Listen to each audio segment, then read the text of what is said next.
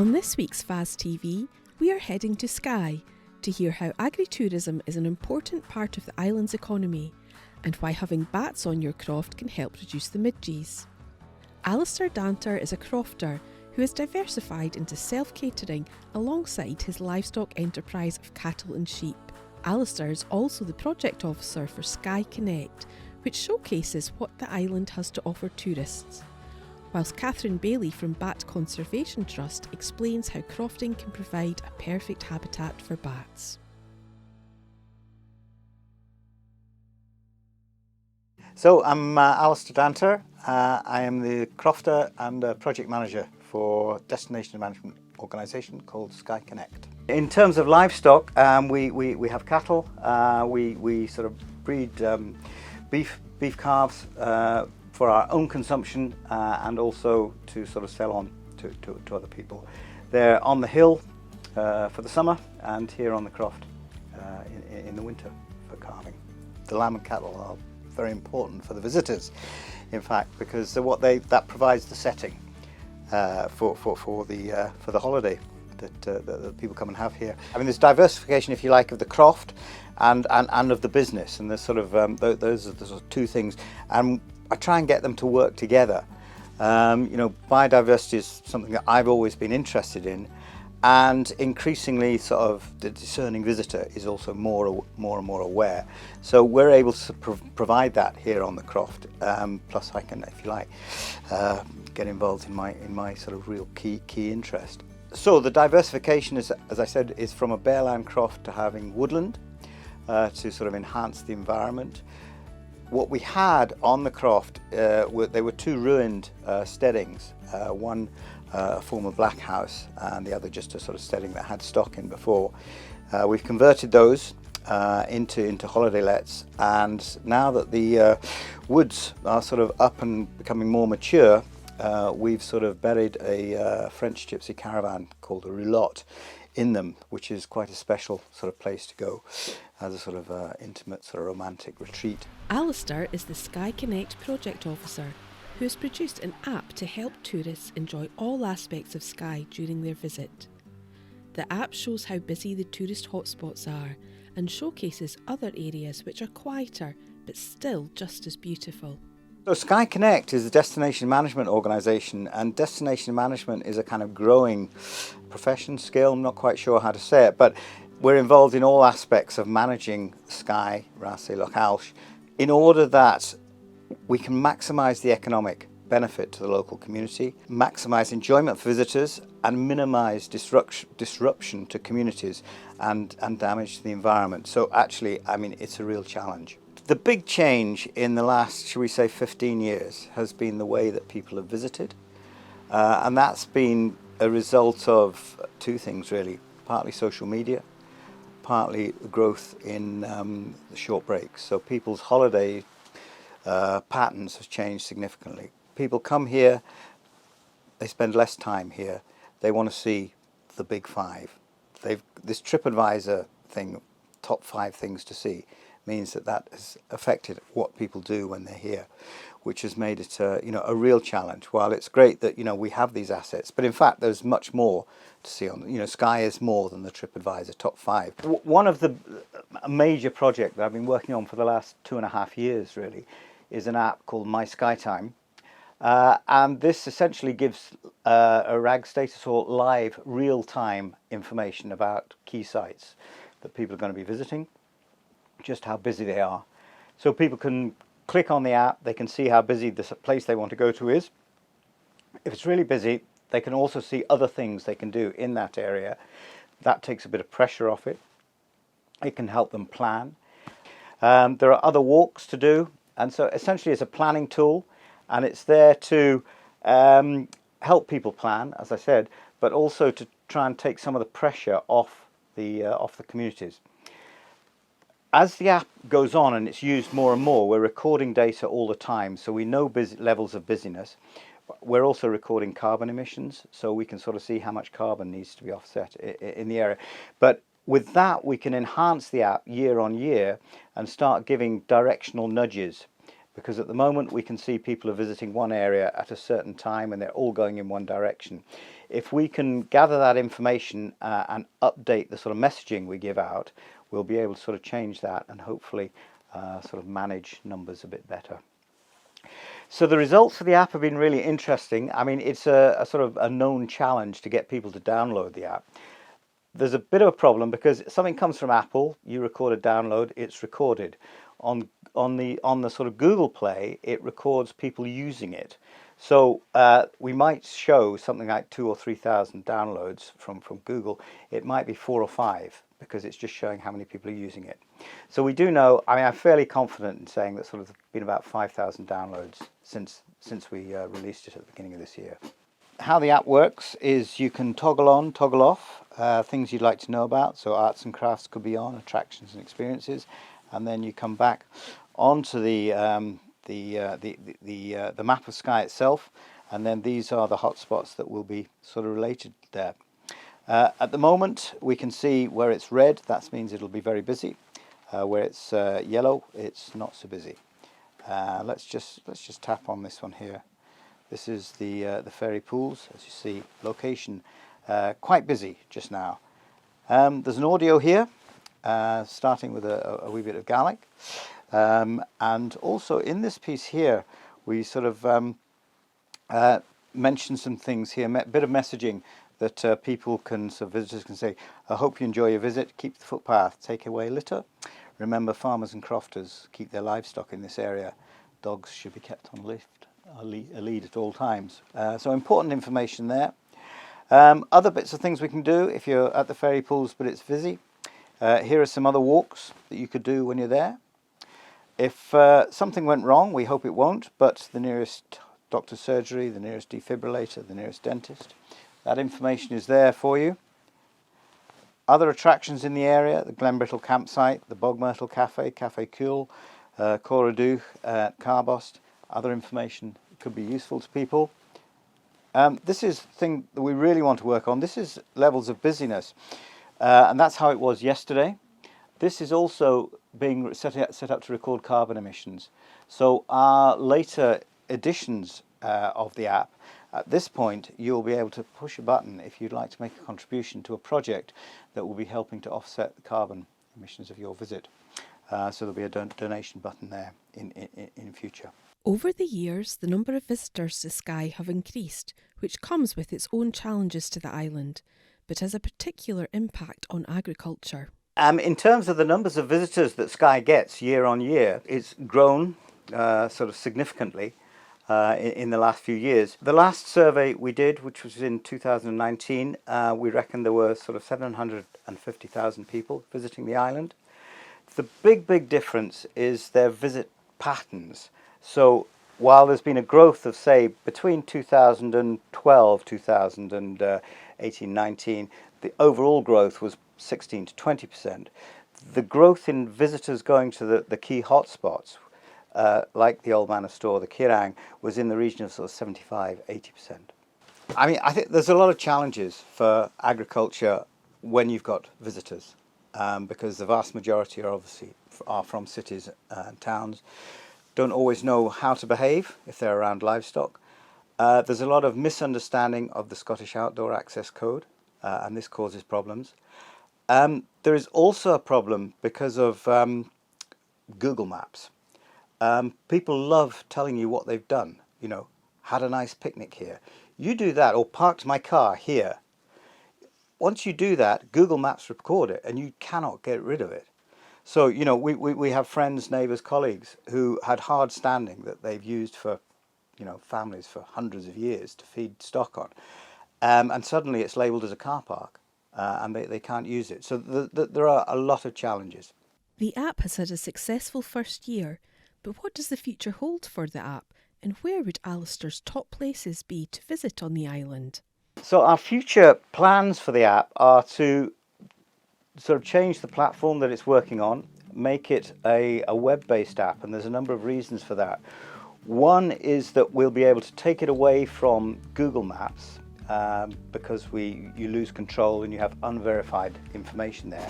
It'll be our own map, it'll be stylized, it'll be totally hotspot centric, so everything will work out from those. So that is slightly counterintuitive to the way generally geography works.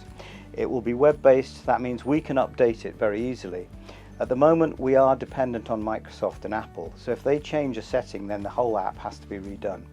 But if we make it a web-based app, which is what we'll be doing, we can just do the updates ourselves and it'll just be run alongside our website, which is called My Skye Time. If somebody's coming to Skye, what would I advise them to say? I mean, you'll hear lots of stories. You'll hear the fairy pools. I think it's really important to know that there are fairy pools everywhere on Skye, and the fairies are really important people, and it's a cultural thing. They're not little people like this, you know. So find yourself a pool and talk to a local person. Where's a nice pool? And that will be your fairy pool. And I guarantee that that will be a better experience than going to the one where everyone else is. That will be one tip. Another tip I would say is look at archaeology, because in fact it's interesting. Orkney is known for archaeology, but actually Skye has so much, and again it's hidden. But if you dig out a bit, oh, that's a site I'd like to see, you'll get to some really quiet, interesting places that nobody will be there. I think my third tip would be if you think I want to see a nice sunset, again, they're everywhere and it's yours. You don't have to go to the same place as everyone else and see the sun is setting everywhere, and you can just go out just from our croft, go to the hill behind and you'll see a fantastic sunset. I think my last tip would be to have a really good experience, just download this app. Go on to Google Play or the App Store and find My Skye Time, and that will give you a really good experience. It'll help you plan your time here. Bats are an important part of the ecosystem, and crofts tend to have good insect hunting grounds. Catherine Bailey from the Bat Conservation Trust explains what crofters can do to provide a habitat for bats. Catherine is part of a new conservation programme of work called Species on the Edge, which is focusing on conserving a range of wildlife on Scotland's coast. So Species on the Edge is a new and exciting conservation project that's happening around Scotland's coast and islands. It's the first partnership of its kind in Scotland, bringing together 8 organisations to try and help combat biodiversity loss.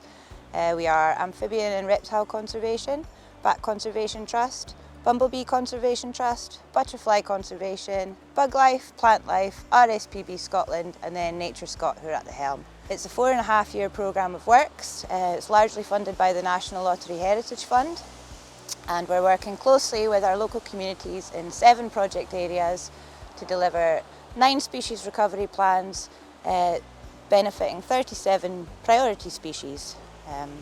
There are 17 project officers and people engagement officers working around our coast, and although we all work together and support each other, we each have a different focus, and my focus is on bats in Argyll and the Inner Hebrides. So to find out more about bats on your croft, the first thing I'd recommend would be for you to join the Species on the Edge mailing list or follow us on social media, where you'll find all kinds of information about all of our priority species, including events and training opportunities that are happening in your local area. You can also contact me or your local project officer directly, and we'd be more than happy to have a chat with you about your options. We actually know very little about bats in the Highlands and Islands, so if you do have bats on your croft and you're interested in monitoring them, then I would love to hear from you. In fact, we've actually left a bat detector at the SAC office in Portree, and that's available for anyone who fancies taking that home and having a go at listening to bats yourself. Jeanette and Hannah have been trained in how to use it, and I'm always available and happy to help with anyone who wants it. And then finally, the Bat Conservation Trust website. It's a fantastic resource with lots of information about bats, and it's definitely worth having a look there if you'd like to learn more. Well, the connection between midges and bats. So around the world, bats eat all kinds of things, from fruit and flowers to frogs and fish. But most species of bats, 70% of species, including all the species we find in the UK, feed on insects. So bats in Scotland, like I say, they eat insects, and they have different preferences, the different species. Some like to eat moths or beetles or spiders, but our smallest and most common bats love midges. In fact, our tiny pipistrelles, which weigh about the same as a 20p piece coin, can consume thousands of midges each in a single night. So collectively around Scotland, bats are responsible for consuming many billions of midges every year. So unless you're a huge fan of midges, which I'm sure some people are, but I haven't met them, then it's definitely worth encouraging bats onto your croft. Well, crofting is fantastic for bats. The small-scale, low-intensity nature of how crofts are managed has always contributed positively to the landscape and ecology. Bats use a variety of different habitats, from wetlands to woodlands and farmland to urban areas. And the mosaic of different habitats in the crofting community and the lack of intensification is really important for bats and offers them a safe haven in this ever-changing world. The fact that bats and many of our other priority species continue to survive and even thrive in many of our crofting counties showcases the importance of keeping these traditional crofting practices alive. Yeah, so Jeanette from the SAC Consulting Office in Portree and we worked together on a Farm Advisory Service publication about bat boxes. And bat boxes are basically artificial roosts for bats that can be attached to trees or buildings, and they're particularly effective in areas that lack in existing suitable roost sites. You can get different versions, so you can make them yourself. There's templates available online. You can buy them off the shelf, or you can actually now get them integrated into new builds using things like custom bricks or roof tiles. Different species of bat have slightly different preferences when it comes to roosts, so if you're considering installing a bat box, you should think about which species it is you'd like to attract. And then it's important to think about how you site your bat box. So for example, a box that you'd like to be used as a maternity roost should be sited in a sheltered, unshaded spot so that it can make the most of the sunshine. And it's a good idea as well to site several boxes in one location with a slightly different aspect so that the bats have choice and they can move around depending on the conditions within. It's really important to remember, well, it can take a while for bats to move into your bat box, but once a bat has moved in, it's really important to remember that only someone with a licence is actually allowed to open that box, as bats and their roosts are protected by law. So I would always recommend building your own, first of all. It's a really fun activity to do with your kids or your grandkids. And I would recommend going for a version that doesn't need to be opened. So for example, the Kent bat box is designed that it never needs to be opened, so I think that's a really great one to go for. Once your bat box is installed, just sit back and wait for the bats to arrive, and then make yourself comfortable at sunset and enjoy the spectacle as the bats emerge. So this is an example of a really cheap and simple to use bat detector. These probably cost around about £70 now. And they're a really simple thing to use. You've basically got an on-off switch and then a frequency dial. So for a place like Skye, you'd probably want to be at around about 50 kilohertz. So that just means that the bat detector is picking up anything around that's flying around, echolocating at about 50 kilohertz. So that's going to pick up most of our pipistrelle species. And you can actually, this detector will convert that sound into a sound that our ears can hear. And I'm yet to find anyone who isn't totally delighted when they hear their first bat. So they're a fantastic little cheap way of engaging people, and it's really not much expense to add an extra bit of magic to your self-catering accommodation. Well, bats provide great opportunity for agritourism providers. They're just another string to your bow. So bats actually, they echolocate, so they're constantly emitting a high frequency sound as they're flying around the environment, and we can actually use bat detectors to tune into that sound and listen to the sounds that the bats make. So for not very much money, you can buy a bat detector, and that will allow you and your guests to actually listen into the secret sounds that the bats are making. Even people with reservations about bats tend to be persuaded to appreciate them once they've learned that bats are eating all the midges. So having a bat box in your self-catering accommodation can be a great addition and offer your guests something fun to do on a nice summer's evening. So yeah, great idea.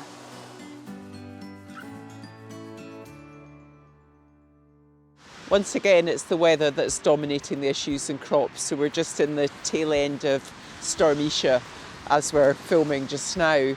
So more water down. The crops that have struggled are really variable. So there are still some crops where decisions will need to be made in the spring in winter wheats and winter barleys about what will be kept. Diseases are some way off in our thinking, but we're getting to the point in the season where the usual drivers of a T0 decision in your winter wheats and winter barleys will need to be thought about. So start working crops and looking for things like yellow rust in the wheat. If you're going to re-drill, there's still some decisions that winter wheat could be drilled right up until the end of February, but do check varieties carefully for the ones that need vernalisation. So some will really need to go in now in January, and others can go right to the end of February, so check that carefully. Winter oilseed rape, again, we're beginning to struggle with pigeon damage here at Boghall Farm, and we need to make light leaf spot decisions because many of the light leaf spot sprays were missed in the autumn because of the weather. So getting in good time with fungicides, they do work better curatively, so start looking for that as well. For your spring crops, spring barley and spring wheat seed in short supply because people are looking to drill more of that this year. So if you're deciding to home save some spring barley, do check for germination and check for diseases like net blotch, loose smut and microdochium. And microdochium can affect emergence, and there's no hard and fast rules about levels. So if you're drilling into cold, wet soil, spring barley will be slow to emerge and the microdochium may well take more plants out of the count. If you're going into warming soils, you may test and find that actually you can do without a seed treatment, but just check that really carefully before you make your decisions.